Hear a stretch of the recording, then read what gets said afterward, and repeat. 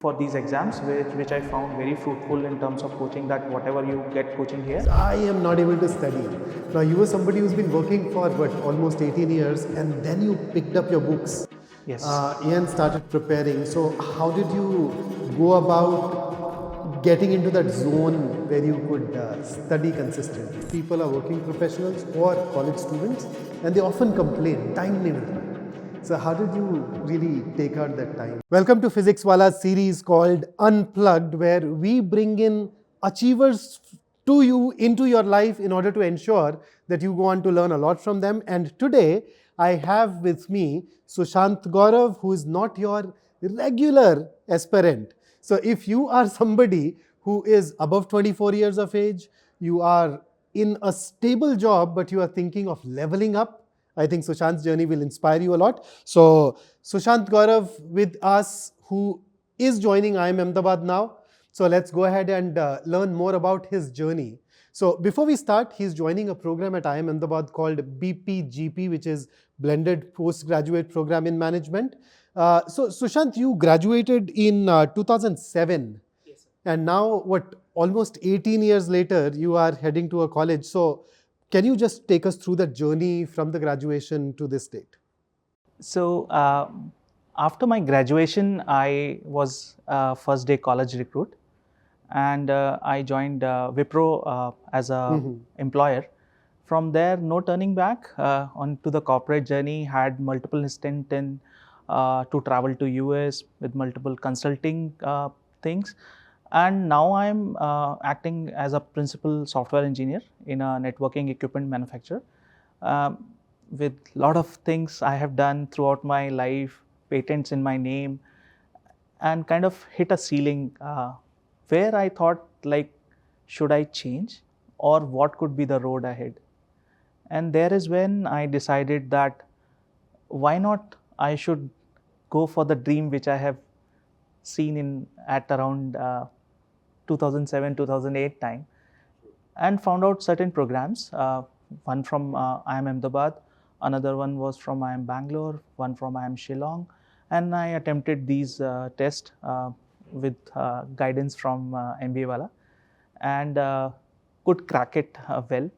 And then the journey was like, what I am thinking currently is that probably if I have to change my stream, if I have to go to the business side of the program in the companies, it should be the knowledge which I should have, and these programs actually inculcate those thinkings and the knowledge it imparts. So that was primitively the motive which I thought would actually lead me towards where I want to go. So there are 2-3 questions that I have in my mind that Sure. I would want to ask you. The first question that comes to my mind is that 18 years and consistent growth, patents. So what exactly did you learn? What did you want to add to your skill set through your work that you believe anybody who works should essentially try and acquire? Something is, you should always be a learner. You should always be curious. You should not think that, of course, there should be a situation where you would be kind of thought to be as an expert, but in that expertise also you should have that virtue that, no, I have to learn something new. Now, if you have that mindset where you're down to earth and your perseverance is there, and to learn something new each and every day, that matters a lot. And that is what has helped me also in all throughout my journey. I have been consistent performer. I have been my manager's man always. But So still, what do we mean by being a manager's man? Basically, so, whenever he needed somebody, you were the first one he thought of. yes, Huh? like I'll give you an example where during the pandemic, there was a network which has to be replaced in Southeast Asia. Okay. And we were the ones chosen to actually being replaced by AstraZeneca. Now, there, the situation was that certain things were not working as they have to, and I was picked up. Right. Invariably, the first person who comes to the mind of my manager was me, kind of a thing that, okay, I can rely on him, and that matters a lot. And when you build your confidence, when you build your relations with your managers, it matters a lot. So in a way, you ended up building a strong personal brand by consistently delivering results. Right. Our industry is And, very, our industry is a very niche industry. Right. We work in integrating merchant silicon chips into networking devices. Very, very, very niche. True. And people know each other very well. So that personal value matters a lot. So it in fact becomes a, not just, so your brand is not limited to the organization, it goes actually beyond as Yes, well. So yes. that helps. Any other certificates or courses that you pursued during these 18 years? Mostly the trainings which these In-house? company provides. Other than that, not much, just that helps a lot. My background is also electronics engineering. So most of the things which I do is what I have learned in my engineering. Achha, so a lot of engineers who come to us, essentially, they are worried about communication skills particularly. So did you use a specific plan to improve in this particular area? I'll tell you one instance which happened with me. I was in Boxborough, US, and the team I was placed as a consultant there, and the team which was there was full of Europeans and Chinese. The toughest part was to understand the dialect, make a conversation with them. What I did was, I was finding it very difficult in the initial days that how should actually I understand that what are their requirements, and then I suggest a plan to actually do those, work on those requirements. So what I did was I went back to basics basically, and what I did was that I asked them to actually start minutes of meeting, and those minutes of meeting be on the email. Now that helped me a lot. Right. Invariably, that was the simplest thing which we were taught in our trainings, corporate trainings, that whenever you do meetings, you actually note down each and everything and then circulate it through. If some things are missed, somebody will add on those things, and that helped me a lot. Like, the conversation is the biggest part in terms of anything which you do. If you are conversing and you're not able to make your place itself, that becomes too difficult. Any specific example that comes to your mind of a situation where things did not go as planned? I'll tell you. I had a senior who was from IIT Madras, and he's a very renowned person in our domain, and but very, very tough to work with. You cannot step on his solutions. And what I found was that I was working through his code, and I found that there is some mistake in the code. Just to actually communicate that to him has become like a very, very mammoth task for me. To reach out to him, to kind of pursue him that okay, this is wrong, was very tough. Not with me, it was his general. True.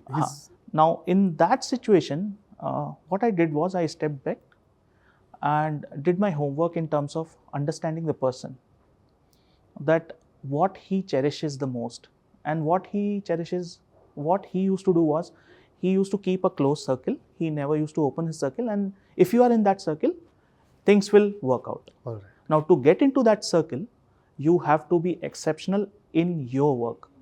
So how I did was that I showcased him that this is the problem and these are the solutions which we can do, and I am send him a note, simple note, and leave it there. Let him pursue it and see if it works out. To my surprise, it worked out, and from then till today, I have a very good communication, and even he was the first person to know that I have qualified IIM Ahmedabad. Fantastic. So that is won over the person. You essentially won over the person, not just offered a resolution to one specific issue. So Sushant, the more I talk to you, I realize that you are somebody who boils things down to that first principles thinking, and you keep it simple. You put in the hard work, you remain consistent, and you have that streak of learning, as you mentioned, which has brought you so far. So a lot of people at this juncture would also consider pursuing an MBA from some college abroad, especially after your exposure to the US. So any specific reasons why you were not looking at the colleges in the US and you were focusing here? some great words from the alumni who were, I attended a seminar in IIM Bangalore for the PGPM course which they do. Right. Some alumni who were doing that course, plus some professors whom I interacted with, gave me very good insights on this point which you're mentioning. So the markets, the MBA, basically the institutes which are there in a country or a region actually tend to teach things which are very relevant to the market. Absolutely. To their markets. All the case studies, etc., are obviously built around that. Correct. So yes. Now, if you go abroad, like Singapore, people go to NUS, people go to Harvard, people go to many other institutes, but the relevance of that teaching, if you have to work in India, I feel is a little bit irrelevant. I would not use that word irrelevant, but I would say that they would be less. It is not entirely customized for the correct. But cultural like and if you professional compare milieu it you with want. the institutes which provide these education in India, they are far more better in terms of imparting that knowledge which is applicable to the local market. And I don't want to settle abroad. So that's why I pursued, I targeted all the courses which are based on So India. IIM Ahmedabad obviously has PGP as its flagship program. There aren't very many people who know about BPGP. So maybe now that you've done that, your research and you're joining it, can you tell our viewers a little more about BPGP? So the contact hours for BPGP is more than, almost equal and more than PGP. Absolutely, 900 hours if I remember it correctly. And the other thing which I want to tell you is, the teachers, the professors are exactly the same which are the teachers for the PGP program. The test and the interviews are of the same level as CAT and the interviews which IIM does. What I see in this whole process is that they don't compromise on their quality. That is first thing. Another thing is this course is divided into kind of a 30-70% kind of a thing where 70% of the course is delivered online and 30% you have to go there, have those sessions. Those are mandatory sessions, you cannot skip. Apart from that, there are a lot more meetups which happens in multiple cities like Bangalore, Mumbai, a lot of them, and the frequency is also very good. So you get to interact with many people, and there is a lot of information available in IIM Ahmedabad website also. So that 70-30 online offline is that blended part here, and it's a 2-year program, but there is a provision where you can also do it in 3 years. That's correct. And the selection is based on what, CAT scores or GMAT scores or GRE scores of the last 5 years. Or you can write IIM Ahmedabad's own exam, IIT. Right. So That is which one? I did an IIT test. Okay. So it's a test almost comparable to how the CAT is. And that is why I relied on the trainings which or the coachings which I got from MBA. Any specific differences as well between CAT and IIT, if you noticed something peculiar? Mostly on the English part. Okay. So you don't have such sentence correction and all those things doesn't come. Mostly it is RC passages, and then situational passages were there where you have some situations being given and you have to derive some certain inferences from it. So such kind of difference was there in terms of verbal. Other than that, I don't find any other difference. Okay. So more or less identical in more that or sense. less so anybody identical. who's preparing for the CAT exam will be comfortable, right? Very comfortable. I took that approach itself. I actually took coaching from MBA Wallah for the CAT batch only. We don't have a dedicated BPGP thing yet. Right. Yes. And then I appeared for these exams, which I found very fruitful in terms of coaching, that whatever you get coaching here, you can actually go and use it there. So that was my strategy. So a lot of young ones that I interact with, they often complain about, I am not able to study. Now you were somebody who's been working for almost 18 years, and then you picked up your books. Yes. And started preparing. So how did you go about getting into that zone where you could study consistently? See, two things. If you have a dream, you have to work for that dream. And failures, of course, are part of dream. But if you fail better every time, you actually succeed at the end. Now, what I took as a challenge was that if I have to do these courses or I have to be at these prestigious institutes, I have to work hard. I have to be somebody who should be doing something what others are not doing for the competition itself. So of course it was challenging. I will not say that it's easy to do. I have to balance my work. Then that's in fact, if you can get into the specifics, because a lot of people are working professionals or college students, and they often complain, time nahi mil raha hai. So how did you really take out that time? What helped you? So 10 to 6 I used to work for my office. After that I used to take a power nap and then start my classes which used to started from around 8 o'clock. Typically started 7 or 8. And then my study used to go till around 2:30. There I sleep and then get up around 8. And that is what like kind of, so there is one very good thing. If you do certain things for 14 days, I heard that it becomes a practice. So I don't know, I have listened it somewhere and I just tried doing that. So I did it for 2 weeks and that again came into... True, it becomes easier. You neurologically, you start anticipating these things. Correct. But could you manage with this reduced sleep? I mean, you were sleeping for 5.5, 6 hours, yeah? It was tough. It was tough. And then certain times I have to give time to the family also. I have a younger daughter. I have to give time to her also. So yes, it was tough. I will not say it is not. But then for doing something, you have to kind of take out time from somewhere. So what's your goal? So a lot of people who get into an MBA, they do it because they want to level up in their organization or industry, or there are times when they want to switch their industry altogether. So which camp do you belong to?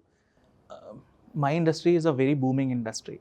So absolutely, I don't want to change. A lot of happening stuff. Yeah, I don't want to change the industry, but I want to be a leader, going into the management profiles, going into the people interaction profiles, marketing, strategy making, CTO kind of profiles, which I am aiming for. And for that, you need to have the knowledge, the basic management knowledge. So that's basically my aim, that I will continue in my domain. Specifically, I will continue. I'm trying to get a position within my company itself and then go into the management ladder, the CTO kind of a ladder. So what advice would you offer to all these mid-career professionals who are still contemplating, thinking, should I take the plunge, should I not, should I go in for an MBA or not? What's your recommendation today? I would say improve yourself every day. If you keep improving yourself every day on what you work, you will find your way. Fabulous. So in case you think that things are not working out for you, take a pause, rewind and see what went wrong, why it is not working for you. You will find things which you have to improve to actually move forward. True. And that is what I have been also doing. That if something doesn't work for me, I actually go remind myself, find out that, okay, am I at the correct place? Am I doing a correct thing? If I am not doing the correct thing, I'll on the way improvise myself. And then second thing, what I do personally, that I seek feedback. People normally, or the younger generation, they are not very good in taking feedbacks. What I have done throughout my life is that I have told my managers, if you find something wrong, immediately tell me so that I can course correct. I don't want to find a period of a year where you are telling me that, okay, something went wrong. You tell me then and there, I'll course correct. And that has helped me a lot. I'll tell you, all my managers know that if Sushant is there, things will go good. That's how I build my rapport. Fabulous. So in the hindsight, if you were to do it again, would you still wait for 17 years and then give it a shot, or would you try to get into it sooner? Totally up to you. In the hindsight, if you were to look at it, I'm just trying to seek your perspective on this. So, there were situations with me which didn't allow me to actually pursue it earlier. But given an opportunity, you would have perhaps then preferred doing it earlier itself. But certain family conditions didn't allow me to actually go through it. And then certain professional commitments I had where I have to work outside India didn't allow me to do this. But dream was always there. So that is how I materialized it. But yes, as you said, if opportunity were there beforehand, I would have done it a little earlier. So any piece of advice that you'd like to offer to those who are preparing for the CAT now? Two things, as Rahul sir says, that don't lose hope. Every day is a new day. Keep trying, keep trying. Maybe you will fail, but fail better every time. And if you start doing better every time, you would succeed. True. Very fabulous. So, Sushant, we have prepared a rapid fire segment. Sure, sure. So you know how rapid fires work, Yeah, right? yeah. The only thing is I don't see a hamper around to give to you right now, but That's okay. I'll make it up to you. So That's here are some quick questions for you. I've just jotted them down. Cat in your 20s or cat in your 40s? Which is tougher? 40s. Okay, fantastic. And then morning prep or midnight hustle, or as Matthew Walker calls it, are you a lark or a night owl? I'm a night owl. So you obviously studied till 2:30, so I think Yeah. that makes it up. One word to describe the CAT syllabus today? I think it's pretty tough to actually do the whole syllabus in very short time. So I think it's very exhaustive. Okay. Exhausting, huh? So you must have by now researched on BPGP, IIM Ahmedabad. One particular tradition of IIM Ahmedabad that you're truly excited to be a part of? One thing is, IIM Ahmedabad has a legacy in terms of doing things their way. They don't copy any other IIMs, which I love. And then the professors, if you see, right, they have a very good, very, very different style in terms of what they teach and how they teach. Lucky to have those professors now in this journey, probably. And that also, I think, set aside IIM Ahmedabad. Okay, now considering that a lot of your batchmates are going to be very young, maybe initially somebody may think of you as a professor. So how do you plan to deal with that? So I'll tell you, maybe that may not be the case, because the last year batch itself, the average age was around 13 to 14 years of experience. This year also, the oldest applicant I was told was around 45, 46 years in the last batch. Yes, of course, there would be students who would be actually younger than me, but I will not make them feel like I am a professor. I would be as good as a colleague with them, and with my nature, I know that I mingle up very, very easily with anyone. That's something that I can vouch for now that I've met you. But then, when during your campus immersion, you can always walk into one of those PGP classes and maybe pull a prank. Any such plans? No plans. Yet. But yeah, I would love to interact with those guys, because the perspective which we get from the younger generation, as I told, right, learning is a continuous journey, and it's not like that you learn only from the professors, or you can even learn from students who would be younger than me. Absolutely. And of course, PGP guys, they are excellent. We all know, and they are in one of the best institute with very rigorous conditions how they get in. So interacting with them would be like really, really good. Fantastic. So it was a pleasure talking to you, Sushant. And I hope that we'd also manage to pull you in for mentoring our students on and off whenever your schedule permits. Sure. And on that note, all the best for your journey. And we look forward to staying in touch with you. And just lastly, thank you very much, MBA Wallah. They have helped me a lot, and I will cherish these learnings throughout my life. Very, the pleasure is all ours. I think particularly in the online space, we don't get to meet every student that we teach, but these moments are extremely, extremely special for us to hear. The pleasure is all ours. Thank you. Thank you very much.